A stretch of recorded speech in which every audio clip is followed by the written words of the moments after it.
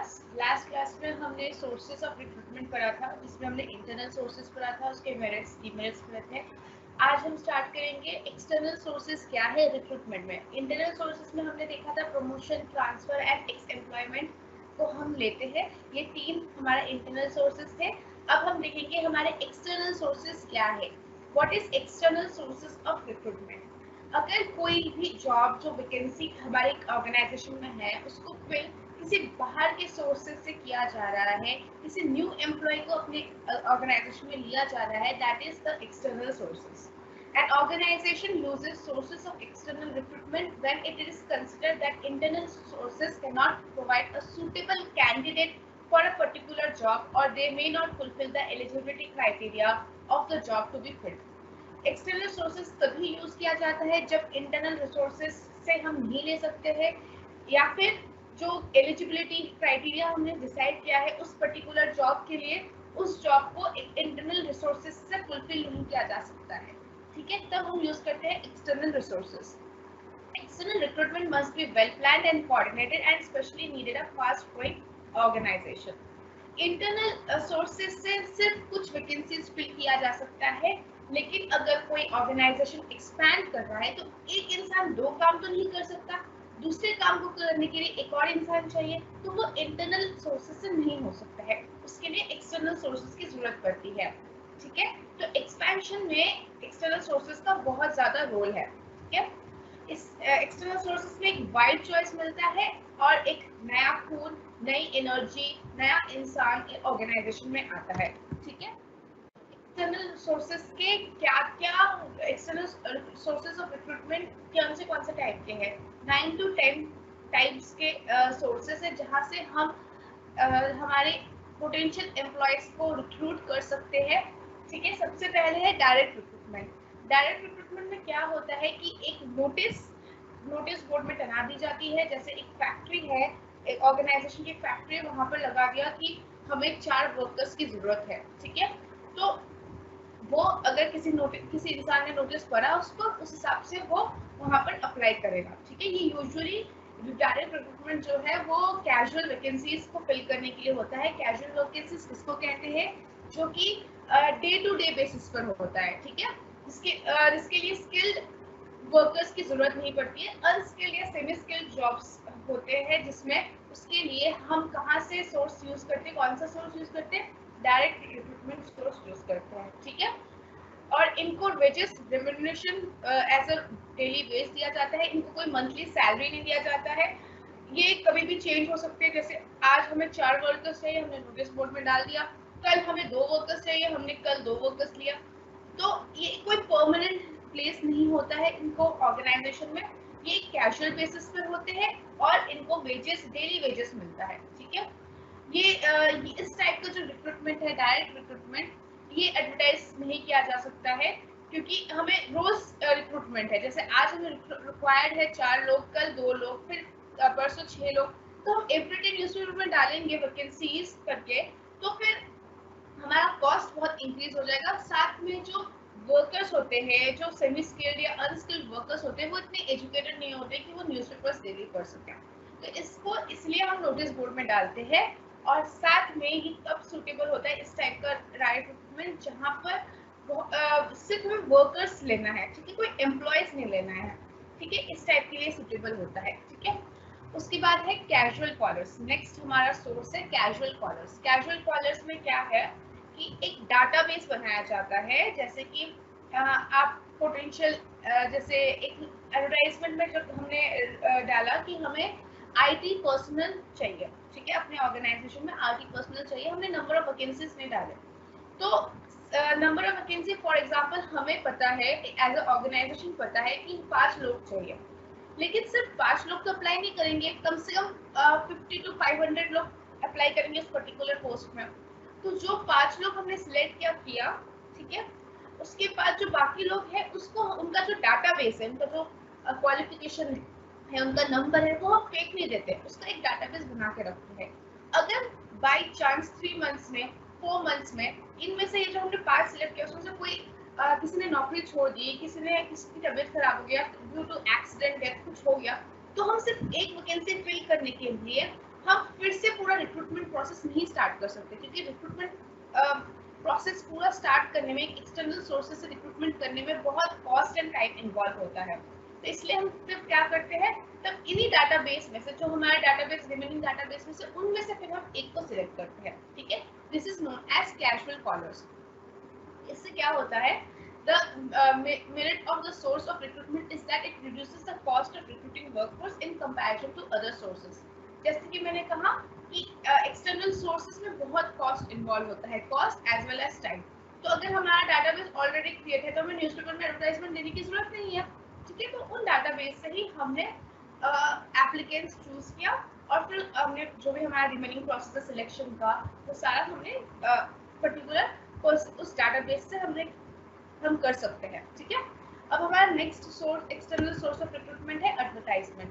Advertisement जो है वो वाइडली यूज्ड सोर्स है, जहाँ पर अगर हमें बहुत हाई रेंज में हमें किसी को रिक्रूट करना है, मतलब बहुत सारे लोगों को अगर हमें रिक्रूट करना है, तो तब हम एडवर्टाइजमेंट यूज करते हैं। या फिर जब हमें किसी सीनियर पोजीशन या टॉप मैनेजमेंट में हमें किसी को लेना है, तब हम यूज करते हैं। जैसे कि किसी आईटी फर्म में अगर टेलीकॉलर्स चाहिए, हमें टेलीकॉलर्स, वो भी 400 टेलीकॉलर्स चाहिए, तो हम 400 के लिए एडवर्टाइजमेंट नोटिस बोर्ड पर नहीं डाल सकते, हम उनका एक टेलीकॉलर से नहीं कर सकते हैं। हम तब क्या करेंगे, एडवर्टाइजमेंट डालेंगे कि हमारे कंपनी में ह्यूज वैकेंसीज है, प्लीज आप अप्लाई कीजिए।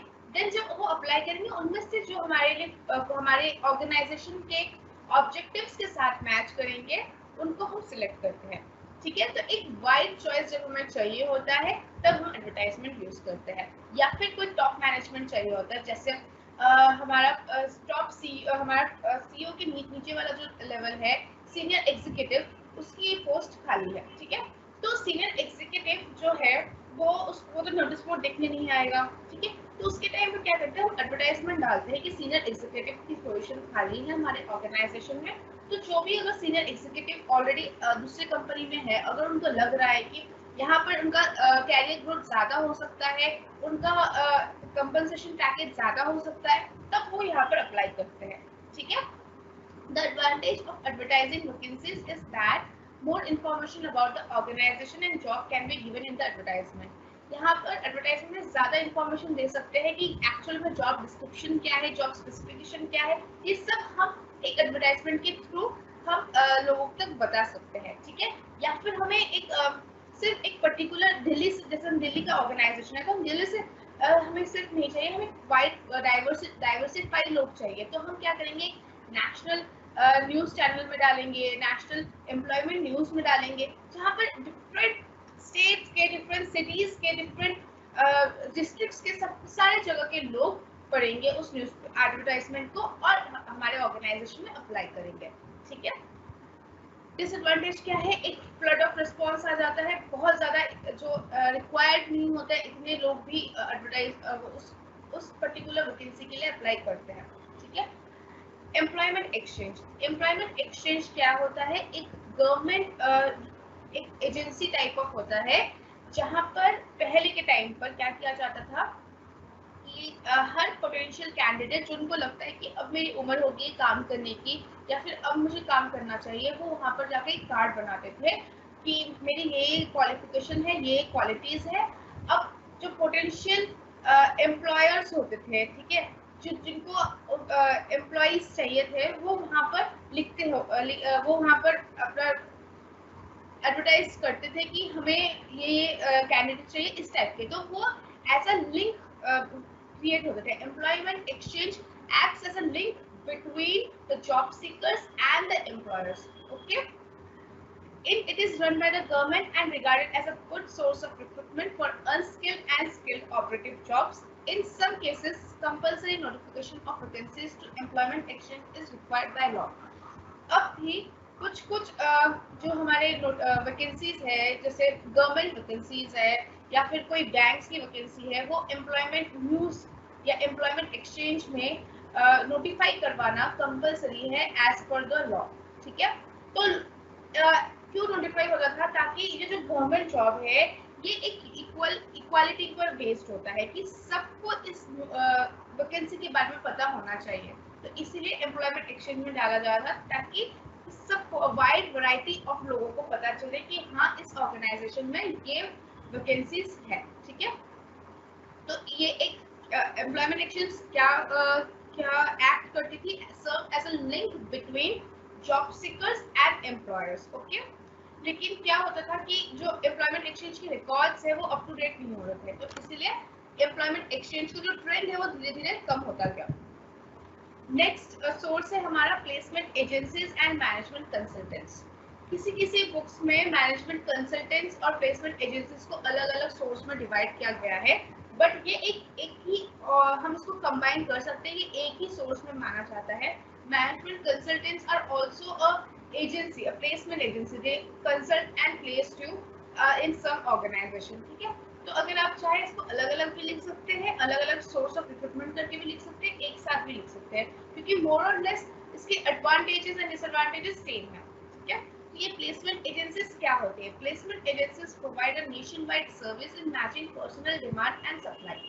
जो डिमांड है इंसान की, जो एम्प्लॉयज की डिमांड है, और उसके सप्लाई करते थे ऑर्गेनाइजेशन में। ठीक है, मतलब अगर किसी पर्टिकुलर ग्रुप ऑफ पीपल को कि को एम्प्लॉयमेंट की ज़रूरत है, और किसी ऑर्गेनाइजेशन को भी एम्प्लॉयज़ की ज़रूरत है, और उनके स्किल्स मैच करते हैं, जो ऑर्गेनाइजेशन स्किल्स चाहते हैं, क्वालिटीज़ चाहते हैं, और एम्प्लॉयज़ जो स्किल्स एंड क्वालिटीज़ है वो जो पोजेस करते हैं, उनमें जो एक मैचिंग करवा कर उनको वहाँ पर प्लेस किया जा रहा था। ठीक है, these agencies compile biodata of large number of candidates and recommend suitable names to their clients. इसमें क्या होता है बेसिकली, जैसे कि एक XYZ प्लेसमेंट एजेंसी है। ठीक है, XYZ ये जो है ये प्लेसमेंट एजेंसी है, PL, और ABC एक कंपनी है। ठीक है, ये इसको इस XYZ कंपनी को, प्लेसमेंट एजेंसी को बोलेंगे कि मुझे 50 HR मैनेजर्स, HR एग्जीक्यूटिव्स की जरूरत है। ठीक है,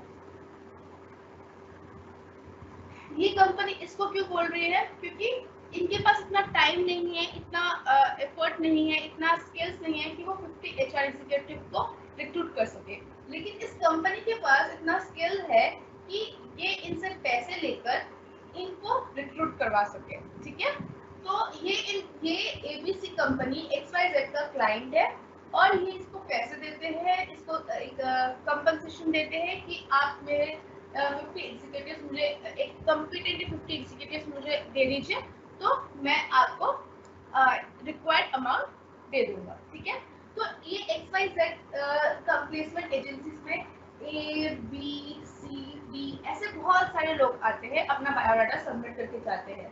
ठीक है, तो ये XYZ इनमें से छांटते हैं कौन सा बेटर है, फिर एक इंटरव्यू कंडक्ट करते हैं, इस हिसाब से फिर वो ABC को रिकमेंड करते हैं कि ये हमारे पोटेंशियल कैंडिडेट्स हो सकते हैं। ठीक है, इसके लिए जो एजेंसी है एक सर्विस फी मांगती है। ठीक है, एक सर्विस चार्ज मांगती है कि मैंने ये आपको सर्विस प्रोवाइड किया है, तो आप मुझे इतना सर्विस फी दीजिए।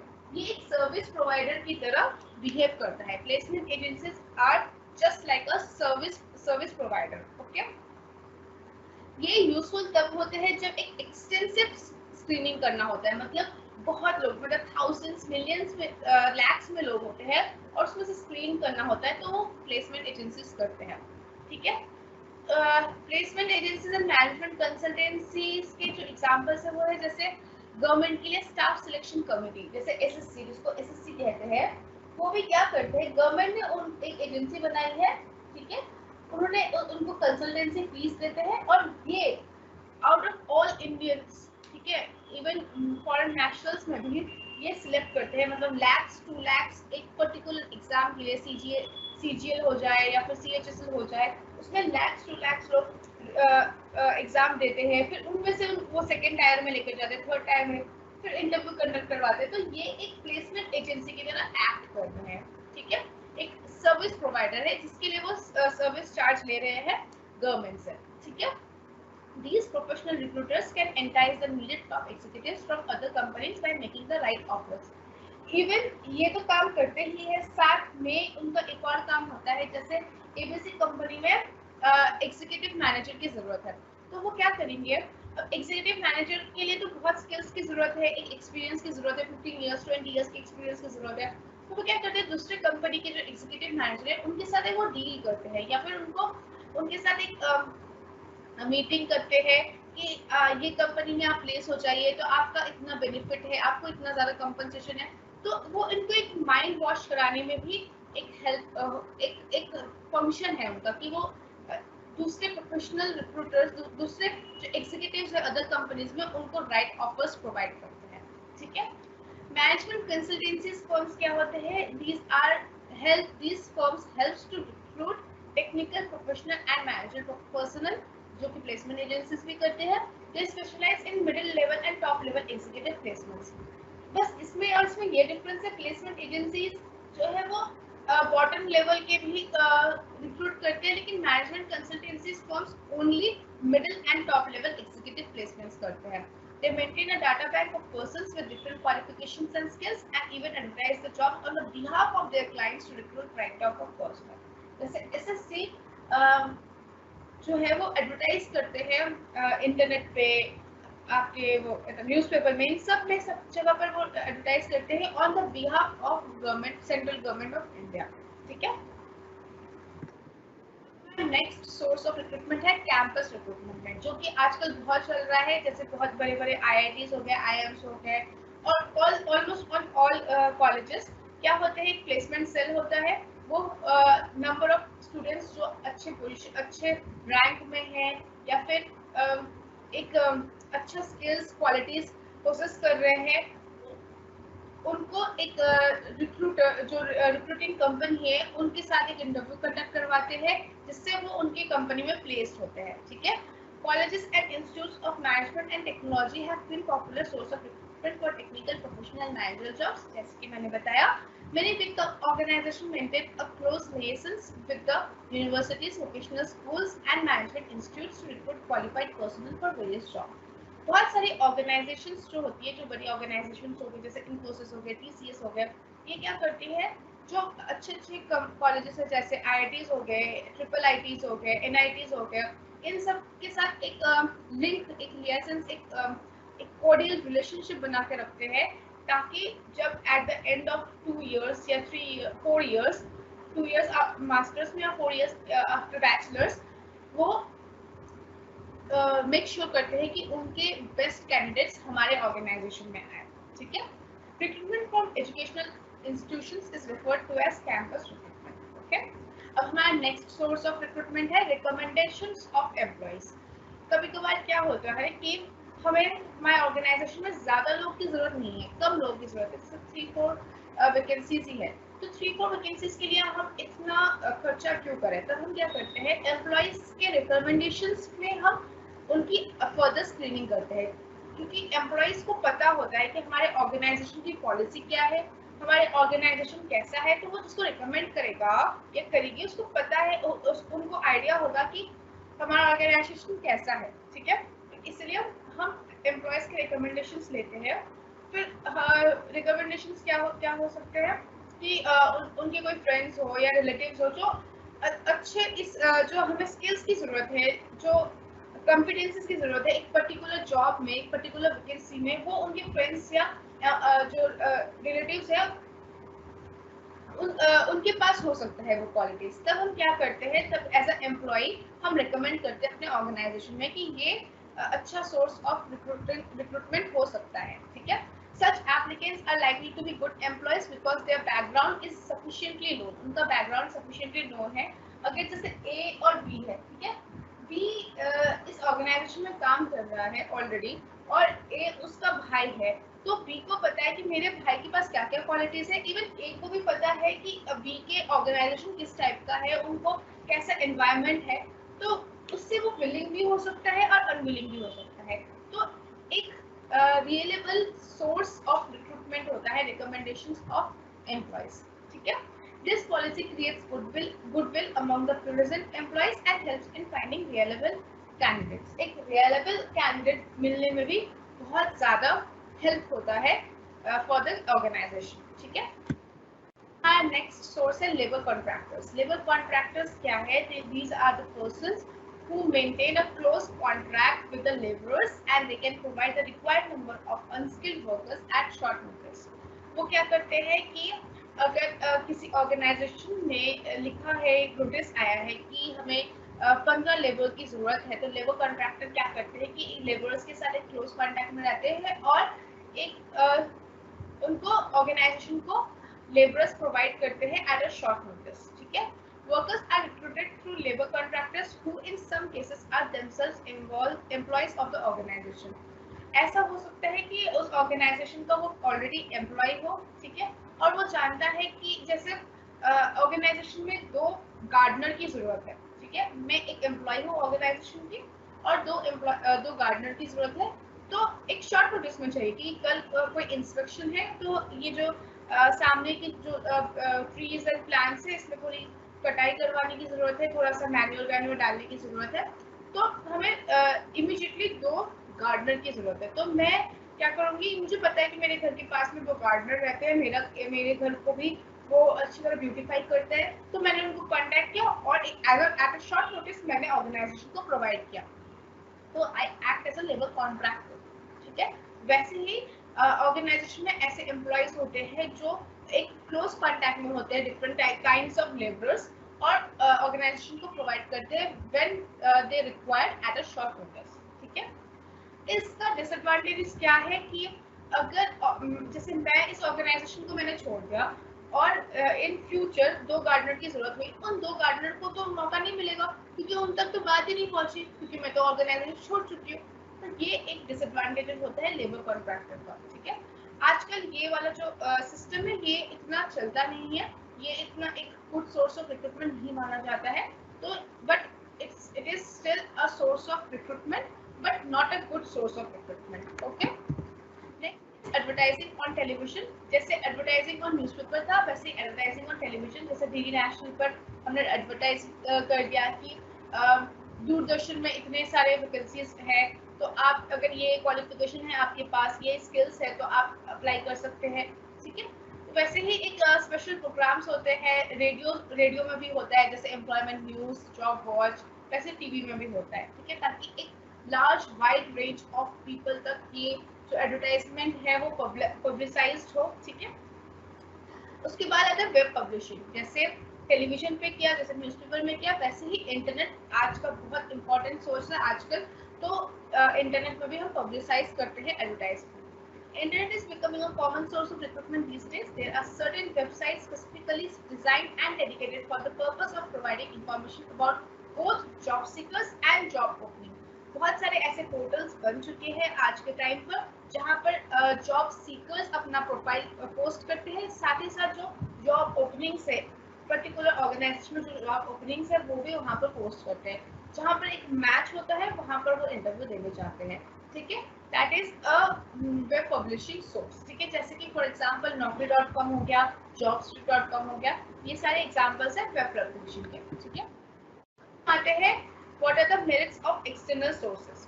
मेरिट्स ऑफ एक्सटर्नल सोर्सेज क्या है कि एक क्वालिफाइड पर्सनल हमें मिल सकता है, क्योंकि इंटरनल सोर्स से अगर हम लेंगे तो वो ऑलरेडी उनके पास जो स्किल्स है, जो क्वालिटीज है, वही हम उनको ट्रांसफर या प्रमोट कर रहे हैं। लेकिन अगर हम एक्सटर्नल सोर्स से ले रहे हैं तो एक न्यू टैलेंट आ रहा है, एक फ्रेश टैलेंट आ रहा है अपने ऑर्गेनाइजेशन में, ठीक है, और उसके साथ साथ एक न्यू आइडियाज आ रहे हैं कि न्यू लोग आएंगे तो उनकी चॉइस, उनकी वाइड चॉइस होगा, उनका थिंकिंग पावर अलग हो सकता है, उनमें इनोवेशंस हो सकते हैं, तो एक क्वालिफाइड पर्सन ला रहे हैं, साथ में एक वाइड चॉइस ऑफ जहाँ पर डाइवर्सिफाइड लोग ला रहे हैं, ठीक है, साथ में फ्रेश टैलेंट भी हो रहा है, उसके साथ साथ एक कॉम्पिटिटिव स्पिरिट भी इंक्रीज हो रहा है, क्योंकि अगर हम एक्सटर्नल सोर्स से हम रिक्रूट कर रहे हैं जो ऑलरेडी उस ऑर्गेनाइजेशन में है, तो उनमें एक कॉम्पिटिटिव स्पिरिट इंड्यूस होता है कि हाँ अब हमें अपना पोजीशन को मेंटेन रखने के लिए या फिर प्रमोट होने के लिए हमें एक अच्छा काम करना है, हमें एक अच्छे लेवल तक जाना है, तो एक कॉम्पिटिटिव स्पिरिट भी इंक्रीज होता है, ठीक है। They will work harder to show better performance, ठीक है। एक्सटर्नल सोर्सेज से एक वाइडर चॉइस भी मिलता है कि जैसे मैंने कहा था कि दिल्ली में अगर एक ऑर्गेनाइजेशन है तो हम सिर्फ दिल्ली से लोग नहीं चाहते, हम केरला से, कन्याकुमारी से, चेन्नई से, हम राजस्थान से हम हर जगह से वराइड डाइवर्सिफाइड हम लोग चाहते हैं, पर्सनल चाहते हैं, तो हम तब एक्सटर्नल सोर्सेज का यूज करते हैं। जैसे हमने वेब में पब्लिसाइज कर दिया, हमने एडवर्टाइज कर दिया टीवी पर, तो ऐसे अगर सोर्सेज पे हम डालेंगे तो हमें वाइड चॉइस मिलेगा सिलेक्ट करने के लिए फॉर दैट पर्टिकुलर वैकेंसी। ठीक है, इस क्या है, जो एग्जिस्टिंग स्टाफ है उसको उनको डिससैटिस्फैक्शन होगा कि उनके प्रमोशन थोड़ा प्रमोशन में रुकावट आ गई कि जैसे ऑलरेडी 10 लोग थे तो पता था कि प्रमोट इन 10 लोगों में से ही होंगे, लेकिन इसी सेम पोजीशन में और 5 लोग ऐड हो गए, तो मतलब 15 लोगों में जो अच्छा काम करेगा वो प्रमोट होगा। तो एक डिससैटिस्फैक्शन होगी जो एग्जिस्टिंग 10 लोग हैं। ठीक है, लेंथी प्रोसेस है ऑब्वियसली, रिक्रूटमेंट बहुत लेंथी प्रोसेस है। एक्सटर्नल सोर्सेज से जैसे एडवर्टाइजमेंट, पहले हम उसका सोचते हैं कि क्या बजट होगा एडवर्टाइज करने के लिए, फिर कौन से सोर्स से हम एडवर्टाइज करेंगे। ठीक है, उसके बाद हम लोग एडवर्टाइज करते हैं तो एक बहुत टाइम लगता है इस पर। ठीक है, कॉस्टली प्रोसेस है।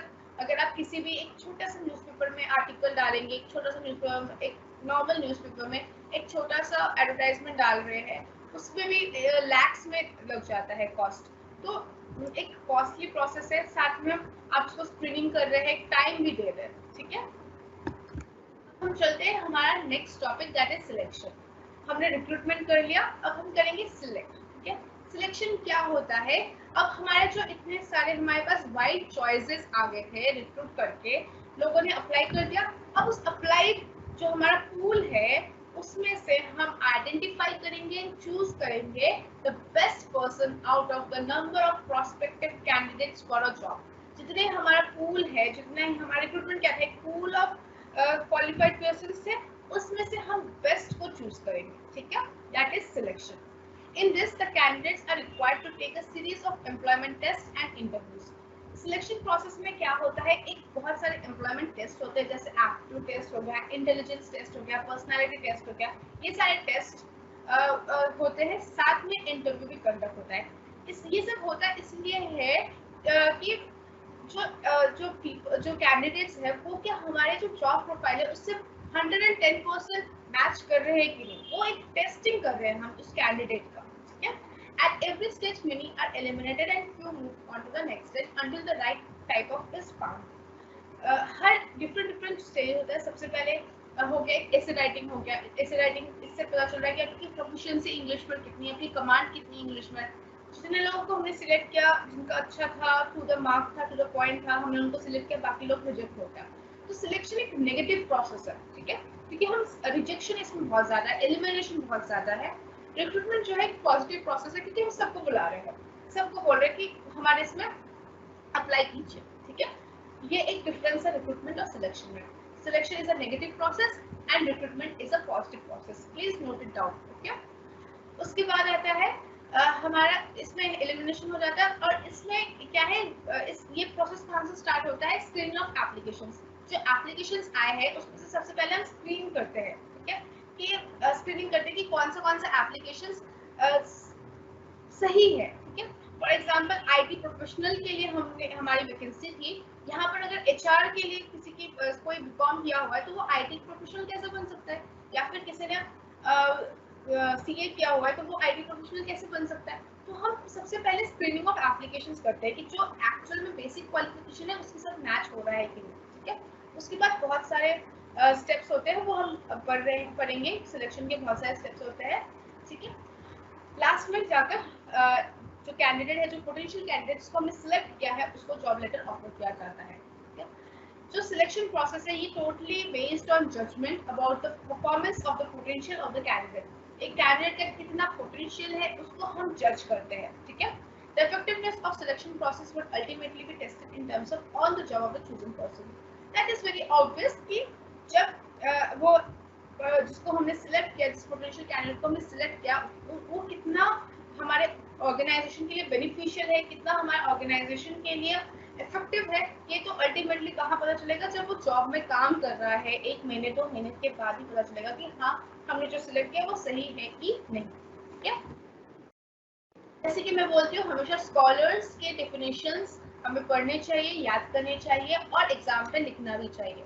तो कुछ स्कॉलर्स जैसे कि डेल योडर ने बोला है कि Selection is a process in which candidates for employment are divided into two classes, those who are offered employment and those who are not. जो हमारा पूल आया है उसमें से जिनको हम एम्प्लॉयमेंट देंगे वो रहेंगे और बाकी सबको निकाल देंगे. ठीक है, it's a process. Thomas Stone ने कहा है selection is a process of differentiating between applicants in order to identify those with a greater likelihood of success in a job. ये ऐसा एक प्रोसेस है जहाँ हम डिफरेंशिएट करते हैं कि कौन सा जो कैंडिडेट है वो हमारे ऑर्गेनाइजेशन में सक्सेस कर सकता है या फिर ऑर्गेनाइजेशन में एक नया लहर ला सकता है, एक नया जोश ला सकता है. ठीक है. According to Keith Davis, selection is a process by which an organization chooses from a list of screened applicants the person or the persons who best meet the selection criteria for the position available. Selection एक ऐसा process है जहां पर organisation choose करती है जो screen applicants है उनमें से जो एक या दो या बहुत सारे ऐसे कैंडिडेट्स जो कि हमारा जो सिलेक्शन क्राइटेरिया जो हमने ऑलरेडी फिक्स करके रखा है उसके साथ मैच करती है. ठीक है. प्रोसेस ऑफ सिलेक्शन है ये बहुत सारे सेवरल स्टेप्स में डिवाइडेड है.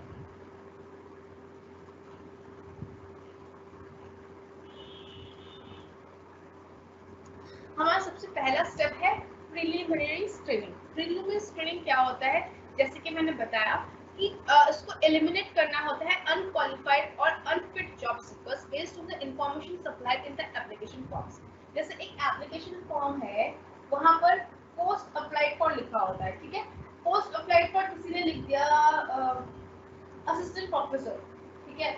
और जो हमारा जॉब वैकेंसी है that is of IT professional. ठीक है. तो वहां पर हमने यहाँ पर एलिमिनेट कर दिया. फॉर एग्जांपल एक वैकेंसी है यूनिवर्सिटी के लिए. ठीक है. There is an assistant professor for science. ठीक है. But someone is applying as assistant professor for commerce. Then they are automatically eliminated in the first round, that is preliminary screening. ठीक है. preliminary interviews helps to reject. और कभी-कभार screening के अलावा भी एक इंटरव्यू प्रोसेस भी किया जाता है, प्रिलिमिनरी इंटरव्यू. ठीक है. जिसमें जो मिसफिट होते हैं, जो इस पर्टिकुलर वैकेंसी के लिए फिट नहीं है उनको भी निकाल दिया जाता है. ठीक है. Next is selection test. फिर होता है सिलेक्शन टेस्ट. सिलेक्शन टेस्ट बहुत टाइप के होते हैं. ठीक है. जैसे aptitude test, intelligence test, personality test, ये सारे डिफरेंट टेस्ट होते हैं. Selection test. Selection test basically क्या होता है, ये एक मैकेनिज्म होता है जिससे हम मेजर करना चाहते हैं कि इंडिविजुअल के कैरेक्टरिस्टिक्स क्या है. ठीक है. जो कैरेक्टरिस्टिक्स वो पोजेस करते हैं उसको हम मेजर करने की कोशिश करते हैं. An employment test is a mechanism that attempts to measure certain characteristics of individuals. These characteristics range from aptitudes to intelligence to personality. These tests help in matching the characteristics of individuals with the vacant jobs so as to employ right type of person. इस characteristics को हम क्यों measure करना चाहते हैं, ताकि जो vacant jobs है, जो हमारे required job vacancy है, उसमें सही टाइप ऑफ पर्सनल को हम प्लेस कर सकें. ठीक है. जैसे एक पर्टिकुलर जॉब है जहाँ पर आईटी प्रोफेशनल चाहिए जो कि जिसके पास बिजनेस एक्यूमेंट होना चाहिए, जिसके पास सॉफ्टवेयर नॉलेज होना चाहिए, जिसके पास पेशेंस होना चाहिए. ये सारे हमारे कुछ कैरेक्टरिस्टिक्स है एज एन आईटी प्रोफेशनल. तो हम by selection test we check कि जो एम्प्लॉय को हम रिक्रूट कर रहे हैं, सिलेक्ट कर रहे हैं, उनके पास ये कैरेक्टरिस्टिक्स है कि नहीं. अगर हम उनको डायरेक्टली पूछेंगे कि आपके पास ये कैरेक्टरिस्टिक्स है तो हर इंसान हाँ बोलेगा. ठीक है. लेकिन अगर हम कोई टेस्ट के थ्रू उनको टेस्ट करते हैं तब हमें एक्चुअल में पता चलता है कि एक्चुअल में वो कैरेक्टरिस्टिक्स वो पोजेस कर रहे हैं कि नहीं. ये जो सिलेक्शन टेस्ट है वो ईदर पेन पेंसिल से हो सकता है या फिर एक एक्सरसाइज हो सकता है. ठीक है. एग्जाम में प्रोसेस ऑफ सिलेक्शन तो आएगा ही, आ ही सकता है. ठीक है. Different process of selection. साथ में एक अलग भी क्वेश्चन आ सकता है कि what are the selection test, क्योंकि टेस्टिंग एक अलग टॉपिक है.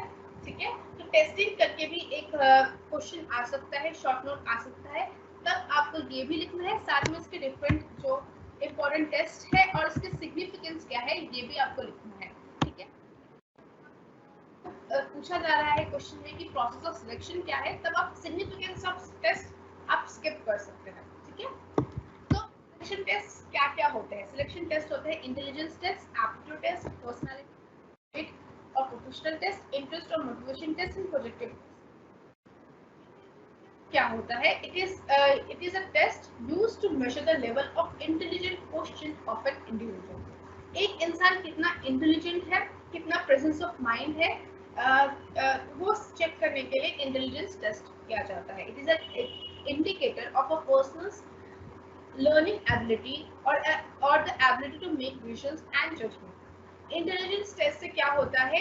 एक पर्टिकुलर इंसान का हम लर्निंग एबिलिटी हम चेक करते हैं कि वो कितना लर्न कर सकता है, अब उसके पास कितना जजमेंट्स है, वो क्या डिसीजंस ले सकता है, whether he or she will be a good decision maker or not, whether she or he will take the good judgment or not, we test through intelligence test। ठीक है। Next is aptitude test. Aptitude test is a measure of individual's potential of learning new skills. जो intelligence test है वो already एक इंसान में होता है, इंटेलिजेंस है, ठीक है, इससे हमें इसके इंटेलिजेंट क्वेश्चन पता चलता है। लेकिन एप्टीट्यूड टेस्ट से क्या होता है कि उसमें कितना पोटेंशियल है एक स्किल को लर्न करने का।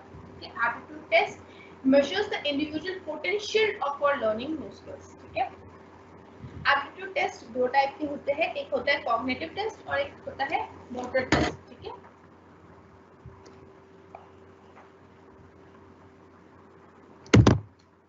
Please note it down. Aptitude test दो टाइप के होते हैं, एक होता है कॉग्निटिव COGNITIVE कॉग्निटिव और एक होता है मोटर MOTOR। कॉग्निटिव स्किल्स क्या होता है? जो कि mental ability of a person check करती है कि उसकी मेंटल एबिलिटी क्या है, उसकी इंटेलेक्चुअल एबिलिटी क्या है। ठीक है।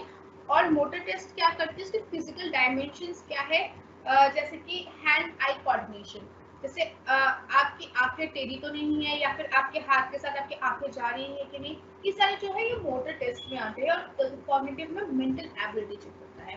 ठीक है। These are the type of aptitude test.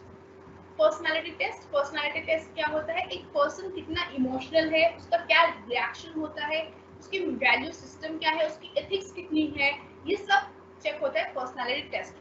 These tests probe the overall personality। एक इंसान ओवरऑल कैसा है, ठीक है, उसका वैल्यू सिस्टम क्या है, वो किस टाइप से रिएक्शन देगा, ये सब टेस्ट होता है पर्सनालिटी टेस्ट। ये पर्सनालिटी टेस्ट कौन डिजाइन करता है? साइकोलॉजिस्ट डिजाइन करते हैं। ठीक है। It is very difficult to design क्योंकि हर इंसान डिफरेंट होता है, सबकी पर्सनालिटी अलग होती है, तो पर्सनालिटी टेस्ट डिजाइन करना भी एक बहुत डिफिकल्ट टास्क है। साथ ही साथ ये सिर्फ क्वालिफाइड साइकोलॉजिस्ट ही डिजाइन करते हैं। ठीक है। उसके बाद आता है हमारा next selection test is trade और प्रोफेशनल टेस्ट। ट्रेड और professional test, these tests measure the existing skills of the individual. They measure the level of knowledge and proficiency in the area of professions or technical training. कोई इंसान की existing skills क्या है, ठीक है, वो होता है प्रोफेशनल टेस्ट के थ्रू मेजर। ठीक है। जैसे कि मुझे एक क्राफ्ट्समैन चाहिए, ठीक है, जैसे कि जिसको क्राफ्टिंग आती हो, ऐसा मुझे क्राफ्ट्समैन चाहिए। तो थ्रू ट्रेड और प्रोफेशनल टेस्ट मैं उसके एक्सिस्टिंग स्किल्स को टेस्ट करूंगी, सच में उसको क्राफ्टिंग आती है कि नहीं। ठीक है। दैट इज द ट्रेड और professional test. Next is interest और मोटिवेशन टेस्ट।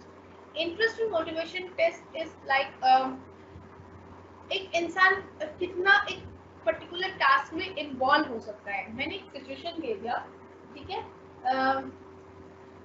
कि फॉर एग्जांपल आप सबको एक प्लांट सैपलिंग करना है हमारे बाहर गार्डन में। मैंने 5 लोगों का ग्रुप बना लिया। ठीक है।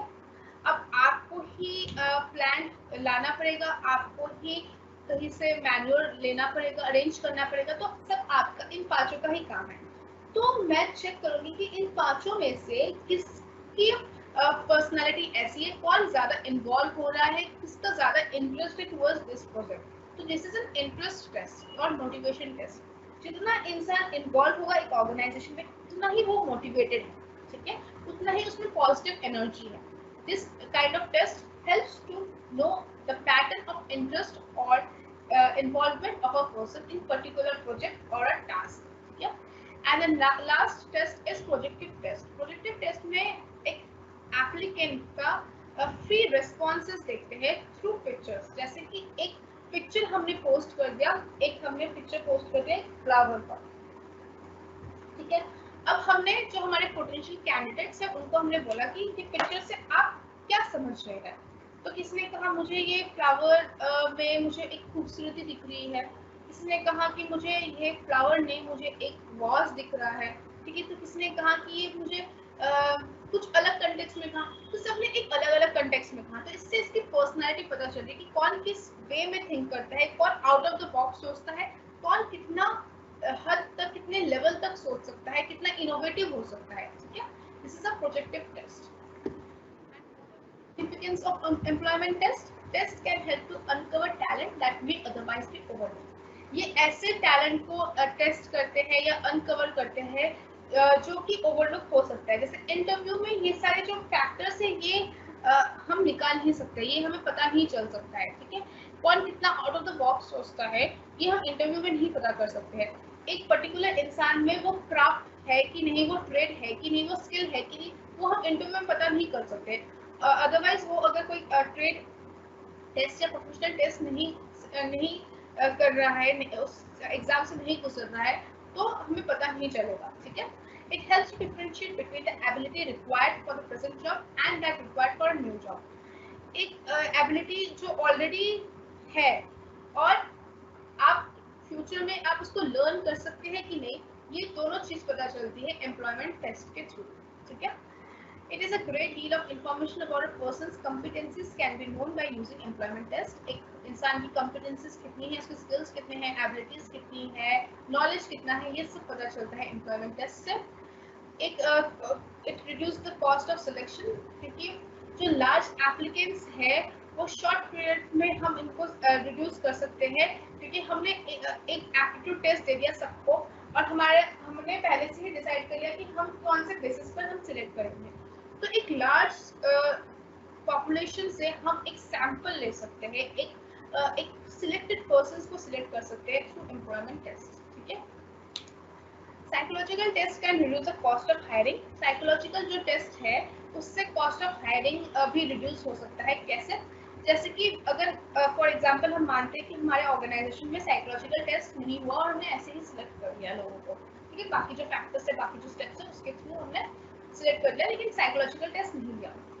तो बाद में पता चल रहा है कि वो झगड़ा करता है ऑर्गेनाइजेशन में, ठीक है, उसमें टीम वर्क की क्षमता नहीं है और उसमें क्रिएटिविटी नहीं है। तो इन सब से क्या है कि हम उसको निकाल देंगे जॉब से, या फिर ऐसा हो सकता है कि वो बहुत बीमार रहता है, एब्सेंट होता है, तो हमने तब हम उसको तब वो खुद ही निकल जाएगा ऑर्गेनाइजेशन से। तो अब जो एक वैकेंसीज बचती है उसके लिए हमें फिर से ये सारा रिक्रूटमेंट का प्रोसेस करना पड़ेगा। तो ये क्या हुआ, हमारा कॉस्ट इंक्रीज हो गया, ठीक है। तो इसलिए साइकोलॉजिकल टेस्ट और ये different kind of employment test. अब इसके लिमिटेशंस भी है। लिमिटेशंस क्यों है? क्योंकि कभी कभार ये जो टेस्ट होते हैं वो एक करेक्ट प्रेडिक्शन नहीं कर पाते हैं। कुछ अगर ह्यूमन के वजह से कोई एरर्स आ जाते हैं तो इसकी वजह से ये सक्सेस रेट नहीं दे पाता है।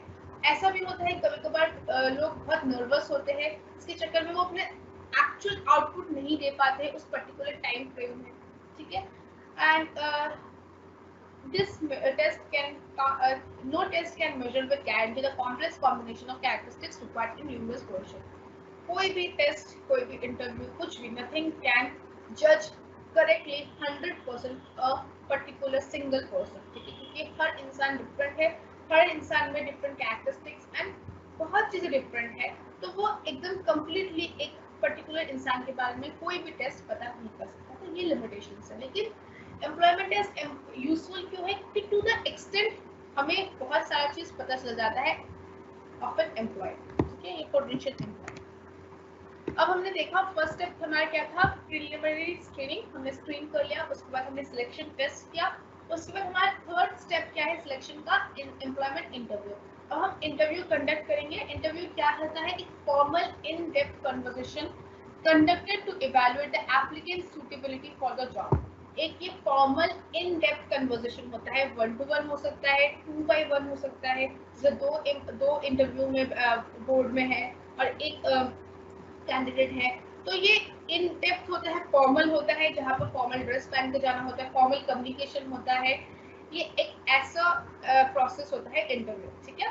It is taken by the board consisting of HR manager and the representatives of other departments. जो इंटरव्यू पैनल में होते हैं वहाँ पर बोर्ड के मतलब टॉप मैनेजमेंट के कुछ लोग होते हैं, ठीक है, या फिर एचआर मैनेजर होते हैं और रिप्रेजेंटेटिव्स ऑफ अदर डिपार्टमेंट्स। अगर मुझे प्रोडक्शन डिपार्टमेंट में मेरी वैकेंसीज है और प्रोडक्शन डिपार्टमेंट में मुझे एक कैंडिडेट चाहिए या 10 कैंडिडेट चाहिए, तो प्रोडक्शन डिपार्टमेंट का एक रिप्रेजेंटेटिव या एक हेड उस पैनल में, उस बोर्ड में होगा, ठीक है, अलॉन्ग विद एचआर मैनेजर।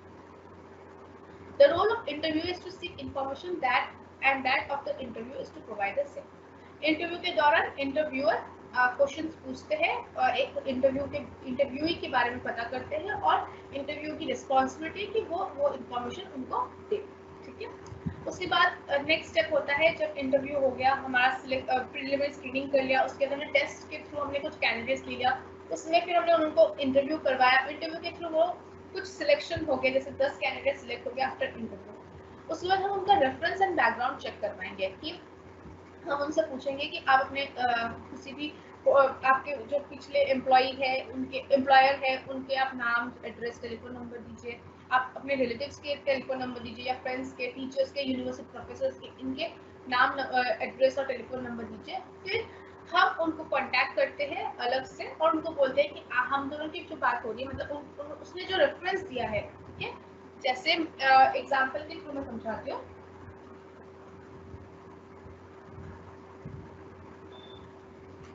जैसे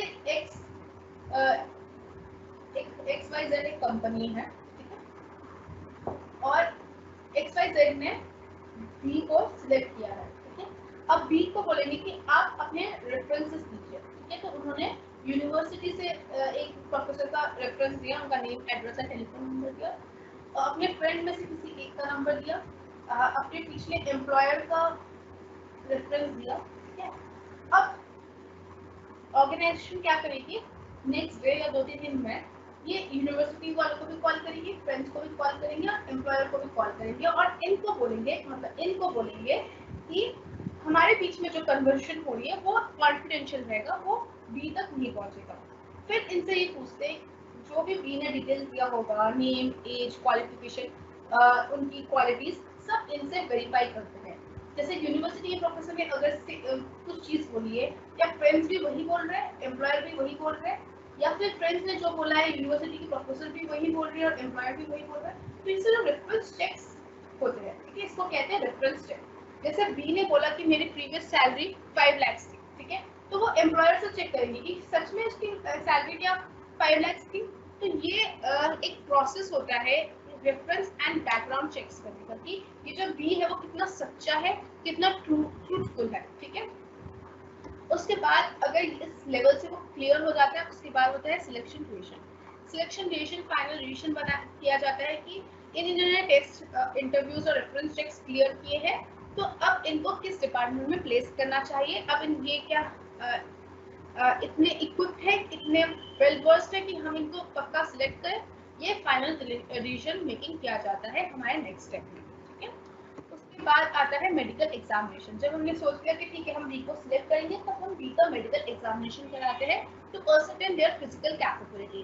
उसकी कितनी फिजिकल कैपेबिलिटी है, इन द सेंस वो बीमार तो नहीं हो जाता है, उसमें कोई बीमारी तो नहीं है, ठीक है, ये लेथार्जिक तो नहीं है, थक तो नहीं जाता है, ये सब हम थ्रू मेडिकल एग्जामिनेशन हम चेक करवाते हैं, ठीक है। ये जरूरी क्यों है, क्योंकि अगर हम मेडिकल एग्जामिनेशन नहीं कराएंगे और हमें बाद में पता चलेगा कि इसको कोई बीमारी है जिसकी वजह से वो रेगुलरली एब्सेंट होता रहता है, तो ये हमारे ऑर्गेनाइजेशन के वर्क को हैम्पर कर सकता है, ठीक है। तो it is very important to undergo a medical examination after the final decision making, okay.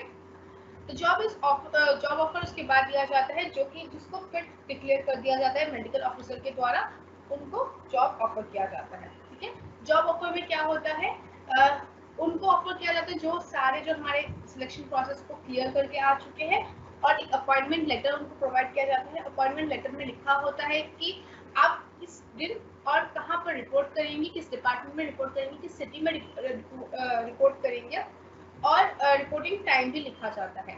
और as a organization, as a HR manager, it is a duty कि आप जिनको जॉब ऑफर कर रहे हो उसको एक रीजनेबल टाइम दे रिपोर्टिंग करने के लिए। जैसे अब आपने बी को एक अपॉइंटमेंट लेटर भेजा कि कल आप ड्यूटी में ज्वाइन कीजिए, ऐसा नहीं करना चाहिए।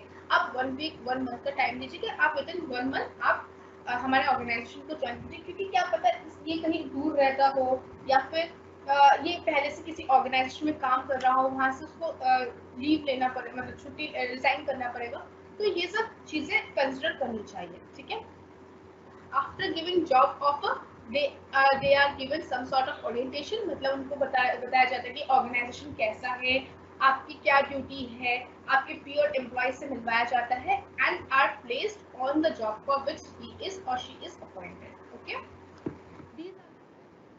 सिलेक्शन। ठीक है, तो हमने जब एचआर फंक्शंस करे थे,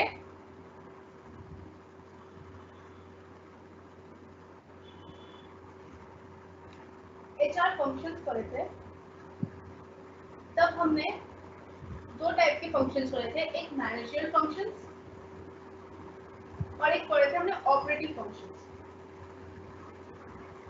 जब हमने यूनिट 1 में पढ़े थे, आप सबको याद होना चाहिए क्योंकि HR function is very important topic for exam point of view. ठीक है, तो मैनेजर में हमने पढ़ा था planning, staffing, directing, controlling, 5 functions हमने पढ़े थे। ठीक है, ऑपरेटिव में हमने पढ़ा था प्रोक्योरमेंट, फिर आपका कंपनसेशन, ये सब पढ़ा था। जब यहाँ पर हमने प्रोक्योरमेंट पढ़ा था, ठीक है, प्रोक्योरमेंट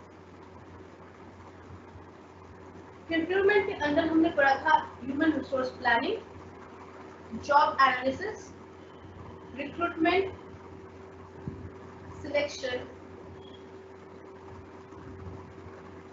इंडक्शन एंड प्लेसमेंट। ठीक है, तो हमने एचआर भी कवर कर चुके हैं, ह्यूमन रिसोर्स प्लानिंग कवर कर चुके हैं, जॉब एनालिसिस कवर कर चुके हैं, रिक्रूटमेंट कवर कर चुके हैं, सिलेक्शन कवर कर चुके हैं। अब हम करेंगे इंडक्शन एंड प्लेसमेंट। ठीक है, उससे पहले इंटरव्यू भी एक टॉपिक अलग से दिया गया है, लेकिन that is not so important, इस पर शॉर्ट नोट इतना आता नहीं है, बट स्टिल मैं आपको ब्रीफ में इंटरव्यूज क्या होते हैं वो मैं ऑलरेडी पढ़ा चुकी हूँ सिलेक्शन प्रोसेस पे, और थोड़ा सा और अच्छे से पढ़ा देती हूँ, थोड़ा और एक्सपैंड ब्रॉड वे में पढ़ाती हूँ। जूसिस मिशेल ने क्या कहा है, इंटरव्यू एक face to face oral observational and personal appraisal method होता है। ये एक ऐसा प्रोसेस है जहाँ पर फेस टू फेस आप आमने सामने बैठकर बात करते हैं, इंटरव्यू और इंटरव्यूई।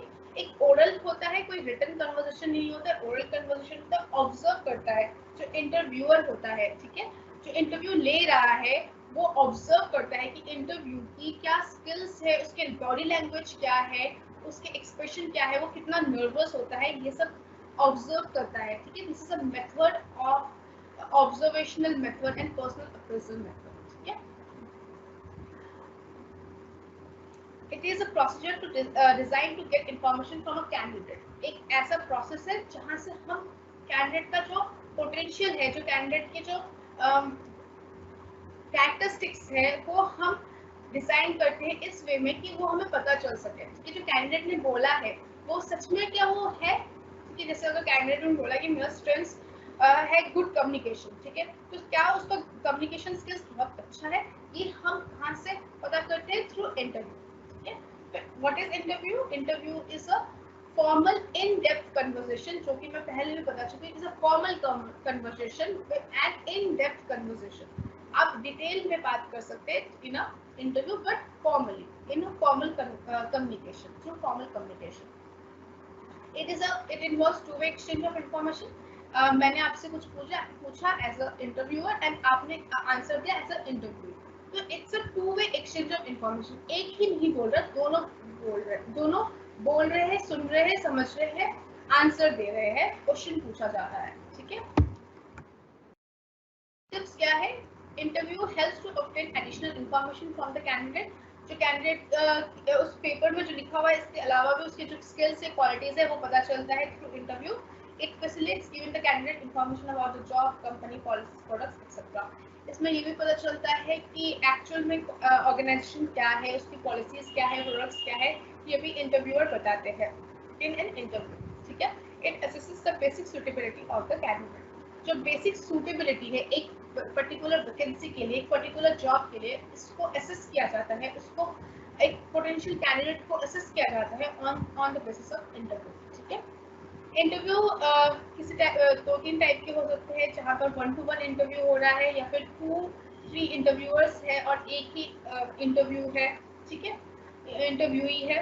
और पैनल ऑफ सिलेक्शन हो सकते हैं, मतलब बहुत सारे एम्प्लॉयर्स हैं, जैसे प्रोडक्शन डिपार्टमेंट से भी एक है, HR डिपार्टमेंट से भी मैनेजर है, सिलेक्ट मार्केटिंग डिपार्टमेंट से भी रिप्रेजेंटेटिव है, सब जगह से रिप्रेजेंटेटिव, एक पैनल ऑफ सिलेक्शंस बैठते हैं एक पर्टिकुलर पर्सन को सिलेक्ट करने के लिए। ठीक है, अब इंटरव्यू जो होते हैं वो 4 टाइप के होते हैं। ठीक है, एक होते हैं non directive interview and second is directive interview, third is panel interview, fourth is stress background information interview and situational interview. Non directive interview क्या होता है, एक ऐसा इंटरव्यू जहां पर जो इंटरव्यूअर होता है वहां उसको कोई डायरेक्शन नहीं दिया जाता है या फिर कोई स्पेसिफिक फॉर्मेट नहीं होता है कि आप इस क्वेश्चन के बाद ये क्वेश्चन पूछेंगे या फिर आप कौन से क्वेश्चन पूछेंगे, ये नहीं बताया जाता है इन अ नॉन डायरेक्टिव इंटरव्यू। ठीक है, कोई पर्टिकुलर स्पेसिफिक फॉर्मेट नहीं होता है। जो डायरेक्टिव और स्ट्रक्चर्ड इंटरव्यू होता है वो क्या होता है, उसमें एक pre determined set of questions पहले से ही डिजाइन किया जाता है कि आप ये क्वेश्चंस पूछेंगे। इससे क्या होता है, अगर आप 10 कैंडिडेट को इंटरव्यू कर रहे हैं तो 10 से अगर आप सेम क्वेश्चन पूछ रहे हैं तो आपका एक मेजरिंग स्केल क्रिएट हो जाता है कि पर्टिकुलर क्वेश्चन में ये इंसान इतना ये आंसर दे रहा है, ये इंसान ये आंसर दे रहा है, ये आंसर दे रहा है। तो आपको पता चल जाता है, एक सिंगल थ्रेड क्रिएट हो जाता है कि कौन thread not thread thread create हो जाता है कि एक बेंचमार्क क्रिएट हो जाता है कि कौन सही बोल रहा है, कौन गलत बोल रहा है, इसकी कितनी नॉलेज है। ठीक है, क्योंकि सेम क्वेश्चन सबसे पूछा जा रहा है, बेसिक कंपैरिजंस क्रिएट हो रहा है। ठीक है, also designing a structured interview may take a good amount of time and energy। एक structured interview create करना एक time consuming चीज है। ठीक है, but structured interview improve the reliability of the interview process। जो interview processes को strong करता है एक structured interview है। स्ट्रेस इंटरव्यू, स्ट्रेस इंटरव्यू में क्या करते हैं कि जो एप्लीकेंट्स है उसको जज किया जाता है कि वो कैसे रिस्पॉन्ड करेंगे एक aggressive, embarrassing, rude and consulting questions को। ठीक है, जैसे कि कुछ एम्प्लॉयर्स पहले पूछते हैं, जैसे फॉर एग्जांपल एक एचआर इंटरव्यू है। ठीक है, एचआर इंटरव्यू ले रहा है, उसमें कैंडिडेट जो है वो एचआर पोजीशन के लिए ही, एचआर एग्जीक्यूटिव या फिर एचआर पैनल, एचआर पर्सनल के लिए वो अपनी जॉब एप्लीकेशन दिया उसने। तो टेलीफोनिक इंटरव्यू हो रहा है या फिर फेस टू फेस इंटरव्यू हो रहा है, तो उसने कुछ क्वेश्चन पूछा related to HR subject, human resource subject के हिसाब से उन्होंने कुछ क्वेश्चन पूछा कि कंपनसेशन की स्ट्रक्चर क्या है। ठीक है, तो आपने एज अ इंटरव्यूई आपने आंसर दिया, लेकिन उन्होंने आपको एम्बैरेस किया कि आपको तो कुछ आता ही नहीं है, आपने यूनिवर्सिटी में क्या पढ़ा, ठीक है, आप कैसे फर्स्ट आ गए थे। हाँ, ये सब आपको एम्बैरेस करेंगे, आपको अग्रेसिव करेंगे, आपको रूड करेंगे, ताकि वो ये चेक करना चाहते हैं कि आप इतने हाईली स्ट्रेस जो पोजीशन है उसमें आप कैसे रिएक्ट कर रहे हैं। आप बोल रहे हैं कि आप उस ऑर्गेनाइजेशन को मतलब उस टाइम आप इंटरव्यू छोड़कर आप चले आ रहे हैं, आप बोल रहे हैं नहीं मुझे नहीं इंटरव्यू करना, आप घबरा जा रहे हैं, आपकी बॉडी लैंग्वेज में चेंजेस आ रहे हैं, आपको स्ट्रेस हो रहा है। ये जो चीज है ये सब एग्जामाइन करते हैं इन अ स्ट्रेस इंटरव्यू। ठीक है, उसके बाद आता है बैकग्राउंड इंफॉर्मेशन इंटरव्यू, जहाँ पर बैकग्राउंड चेक किया जाता है कि जो एज अ कैंडिडेट उसका बैकग्राउंड इंफॉर्मेशन क्या है, उसकी हिस्ट्री क्या है in terms of experience, education, health, insurance, likes, dislikes. ठीक है, ये एक बैकग्राउंड चेक होता है। जैसे हमने सिलेक्शन प्रोसीजर में सबसे पहले प्रिलिमिनरी इंटरव्यू किया था ना, तो बैकग्राउंड इंफॉर्मेशन इंटरव्यू भी प्रिलिमिनरी इंटरव्यू के अंडर ही आता है। प्रिलिमिनरी स्क्रीनिंग के अंदर ही आता है बैकग्राउंड इंफॉर्मेशन इंटरव्यू। आता है सिचुएशनल इंटरव्यू। सिचुएशनल इंटरव्यू में एक सिचुएशन प्रोवाइड किया जाता है, जैसे हम गेम्स भी खेलते हैं, सिचुएशन गेम्स खेलते हैं, वैसे एक सिचुएशनल इंटरव्यू होता है कि अगर फॉर एग्जांपल आपके जो दो सबऑर्डिनेट्स है वो लड़ाई करते हैं, ठीक है, तो आप उसको कैसे हैंडल करेंगे। एक हाइपोथेटिकल सिचुएशन प्रोवाइड किया जाता है सिचुएशनल इंटरव्यू में। इससे ये चेक किया जाता है कि एक एप्लीकेंट कैसे रिस्पॉन्ड करता है, उनकी वे ऑफ थिंकिंग कैसी है, वो आउट ऑफ द बॉक्स सोच सकता है कि नहीं, ये सिचुएशनल इंटरव्यू में पता चलता है। ठीक है, उसके बाद आता है पैनल इंटरव्यू। पैनल इंटरव्यू क्या होता है, जहाँ पर 3 to 5 इंटरव्यूअर्स होते हैं। एक पैनल क्रिएट होता है जहाँ पर हर एक इंसान एक इंटरव्यू से पूछा जाता है। जैसे कि हम देखते हैं यूपीएससी के जो इंटरव्यूज होते हैं उसमें एक पैनल, एक सीरीज ऑफ पैनल बैठते हैं, डिफरेंट डिफरेंट एरिया से लोग होते हैं, डिफरेंट डिफरेंट एक्सपर्टाइज के लोग होते हैं। हर एक इंसान अपने एक्सपर्टाइज का क्वेश्चन पूछते हैं, ठीक है, अपने अपने एक्सपीरियंस के अकॉर्डिंग क्वेश्चन पूछते हैं। इससे क्या है कि एक सिंगल पर्सन के ऊपर बायस नहीं रहता है। मतलब मैं एज अ इंटरव्यू, जैसे ये इस पर बायस थे तो इसने इसको जॉब दे दिया, या फिर इसको इसका आंसर अच्छा लग गया तो इसने इसको जॉब दे दिया, ये नहीं होता है। यहाँ पर 5 लोग हैं, 8 लोग हैं, तो सबका नंबर जरूरी है, सबका स्कोरिंग जरूरी हो रहा है एक इंडिविजुअल को सिलेक्ट करने के लिए, ठीक है। तो इसमें बायस आना बहुत कम होता है इन अ पैनल इंटरव्यू। ओके, अब प्रिंसिपल्स ऑफ इंटरव्यू क्या है, एडविन पी फिल्को ने कुछ इंटरव्यूज के प्रिंसिपल बोले हैं कि आपको ड्यूरिंग इन इंटरव्यू ये मानना चाहिए, जैसे कि एक प्रॉपर सराउंडिंग होना चाहिए, जो नॉन वर्बल बिहेवियर होता है जैसे जेस्चर्स, एक्शंस, हैंड मूवमेंट्स, ये सब इंटरव्यू को नोटिस करना चाहिए। फिर उसके बाद एक इंटरव्यू प्लान होना चाहिए अच्छे से कि जॉब स्पेसिफिकेशंस क्या है, डिस्क्रिप्शंस क्या है, उसके अकॉर्डिंग ही कैंडिडेट को मैच करना चाहिए।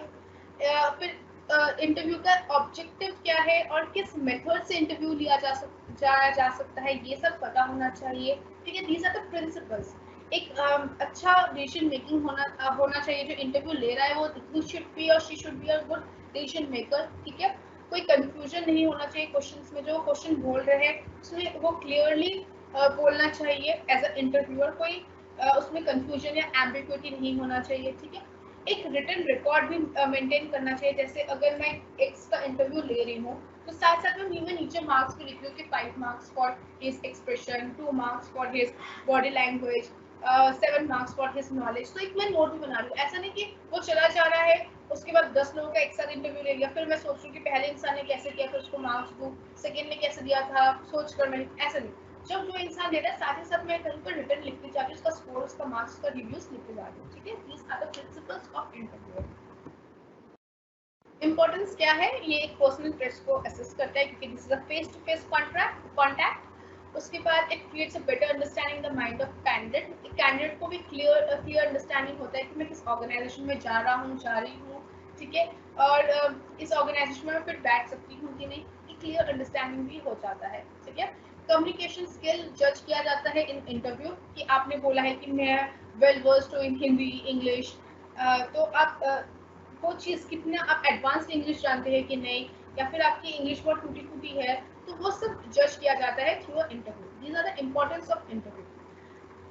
इन्फॉर्मेशन जो एप्लीकेशन फॉर्म में है वो करेक्ट है कि नहीं, जैसे कि मैंने लिखा कि 10th में मुझे 10 CGPA मिला है, ठीक है, मैंने एप्लीकेशन फॉर्म में दे दिया, मैंने कोई टेस्टिमोनियल्स ऐड नहीं किए उसमें, लेकिन मेरे रिपोर्ट कार्ड में लिखा हुआ है कि मैं 10 नहीं, मेरा वहाँ पर 9.8 CGPA है, तो that is a wrong information. तो इन्फॉर्मेशन भी चेक होता है थ्रू इंटरव्यू, ठीक है।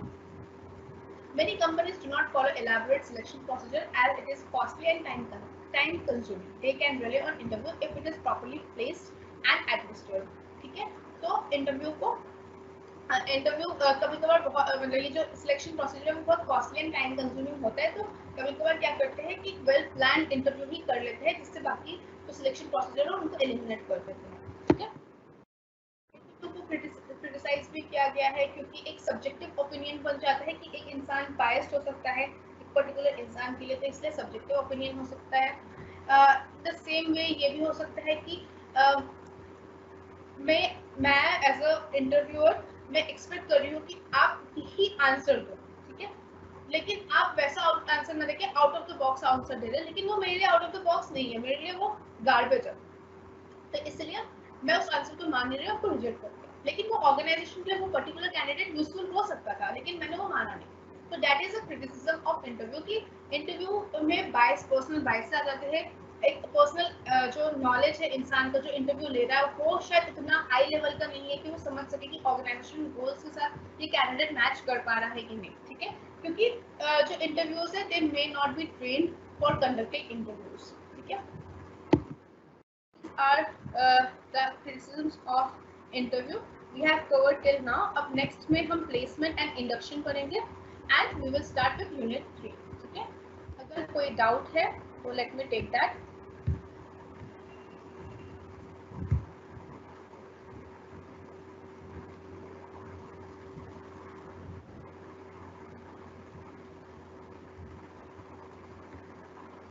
Agencies will be charged fees from the company. Okay.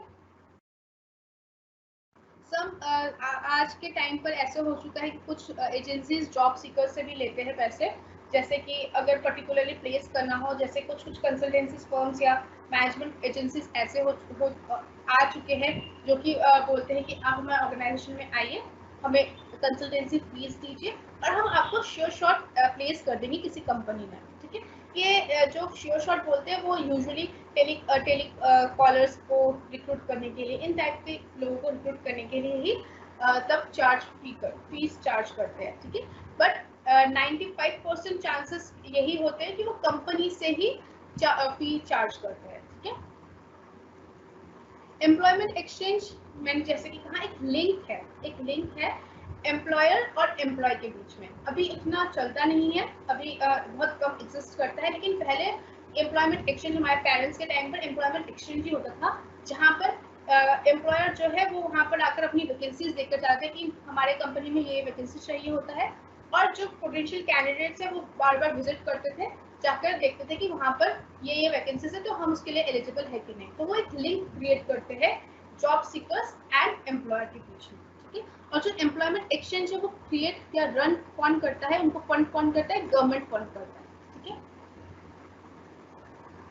On the job and off the job meaning of is O double F. ठीक है, O double F, off the job. On the job मतलब काम में, जो job के during, on the job मतलब काम जब कर रहे तब, और ऑफ द जॉब जो काम नहीं कर रहे, जो वो ड्यूटी है, टास्क है वो नहीं कर रहे, that is of the job. ठीक है,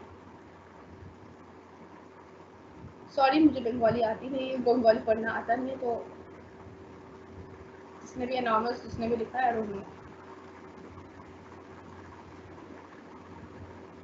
सिलेक्शन एक है जहाँ पर हम डिसीजन लेते हैं, फाइनल डिसीजन लेते हैं कि हम जिनको सिलेक्ट कर रहे हैं वो कॉम्पिटेंट है कि नहीं। हमने उसको पहले प्रोसेस कर लिया, स्क्रीनिंग कर लिया, बाकी सारे हमने स्क्रीन कर लिया है, उसके बाद टेस्ट ले लिया, कंडक्ट कर लिया, उसके बाद इंटरव्यू से हमने उनको छांट लिया सारा। जब हम छांटने के बाद जब हमारे 8 लोग बचे हैं या 10 लोग बचे हैं, तब हम सोचते हैं, एज अ होल डिपार्टमेंट सोचता है कि हाँ ये तो इंसान सही है कि नहीं हमारे ऑर्गेनाइजेशन के लिए।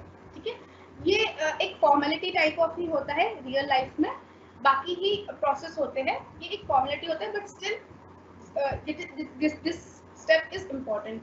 ओके, क्योंकि बहुत लोग, जैसे प्रोडक्शन डिपार्टमेंट है या एचआर मैनेजर के साइन लिया जाता है जॉब ऑफर में, जॉब एम्प्लॉयमेंट ऑफर में कि हाँ हम इस इंसान को ले रहे हैं, या सीईओ का साइन लेना पड़ता है, तो this is a selection decision, this is come under selection decision. Okay, non directive interview होता है जहाँ कोई डायरेक्शन नहीं दिया गया है, इंटरव्यू जो ले रहा है उसको कोई डायरेक्शन नहीं दिया है कि आप ये क्वेश्चंस पूछेंगे। ठीक है, वो इंटरव्यू का जो इंटरव्यू ले रहा है उसके ऊपर होता है कि आप कौन से क्वेश्चंस पूछ रहे हैं इंटरव्यू को। ठीक है,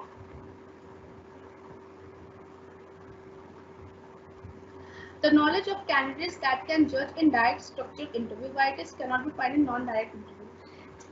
It can be find in non-directive interview. मैं ये नहीं बोल रही हूँ कि non-directive interview में पता नहीं चल सकता है कि क्या नॉलेज है, लेकिन डायरेक्टिव इंटरव्यू में, डायरेक्ट स्ट्रक्चर्ड इंटरव्यू में क्या होता है कि एक बेंचमार्क क्रिएट हो जाता है कि जैसे मैंने सबसे पूछा कि HR what is human resource management. ठीक है, तो सबने आंसर दिया, तो मुझे पता है कि सबने 10 लोगों ने क्या आंसर दिया, उसमें से किसका आंसर सही है। ठीक है, लेकिन मैंने 10 लोगों को अलग अलग क्वेश्चन पूछा, किसी से पूछा what is HR management, what is human resource planning, what is recruitment, what is selection, तो सबने अलग अलग आंसर दिया। तो मैं एक लेवल पर नहीं आ पाई एज अ इंटरव्यूअर कि सबने अपना अपना आंसर दिया, लेकिन किसका आंसर बेस्ट आंसर है, मैं बेस्ट पे नहीं पहुंच पाई। ठीक है, तो ये डिफरेंस होता है डायरेक्टिव और non directive.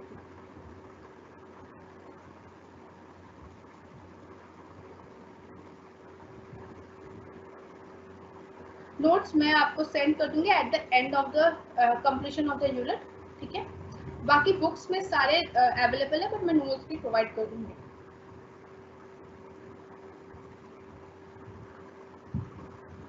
PN Chhabra is obviously better. मैंने कोई व्हाट्सएप पर अभी किया नहीं है, आप लोग ही क्रिएट करके मुझे लिंक, अभिषेक करके किसी ने उसने लिंक मुझे दिया है, मैं उसमें ज्वाइन होकर मैं वहाँ पर दे दूँगी, ठीक है। Aptitude test ma'am what, ask complete question, always ask complete question, ठीक है। नहीं, रिक्रूटमेंट एक अलग प्रोसेस है, सिलेक्शन एक अलग प्रोसेस है, ठीक है। Selection is not the part of recruitment. जैसे मैंने यहाँ बताया था, ऑब्जेक्टिव ऑपरेटिव फंक्शन में प्रोक्योरमेंट है, ये आपको दिख रहा होगा शायद। ये जो ऑपरेटिव फंक्शन में एचआर फंक्शन दो में डिवाइड है, मैनेजर एंड ऑपरेटिव। ऑपरेटिव में प्रोक्योरमेंट है, प्रोक्योरमेंट में ह्यूमन रिसोर्स प्लानिंग अलग होता है, जॉब एनालिसिस अलग फंक्शन है, रिक्रूटमेंट अलग फंक्शन है, सिलेक्शन अलग फंक्शन है, ये सारे अलग अलग प्रोसेस से अलग अलग फंक्शन है, ठीक है। कैंपस प्लेसमेंट में क्या होता है कि कैंपस में जो कॉलेजेस है वहाँ डायरेक्टली ऑर्गेनाइजेशन जाकर उन पोटेंशियल कैंडिडेट्स को सिलेक्ट करते हैं, लेकिन प्लेसमेंट एजेंसीज एक एजेंसी है, ठीक है, एक अलग एक एक्सटर्नल एजेंसी है, जहाँ पर जो ऑर्गेनाइजेशन है वो उनको फी पे करती है कि आप हमारे लिए कैंडिडेट ढूंढ कर लाइए, ठीक है। मुझे लगता है all the questions have been discussed and cleared, ठीक है। और कोई क्वेश्चन हो तो हम नेक्स्ट क्लास में हम उसको डिस्कस करेंगे। आज के लिए इतना ही, thank you and please revise all the things.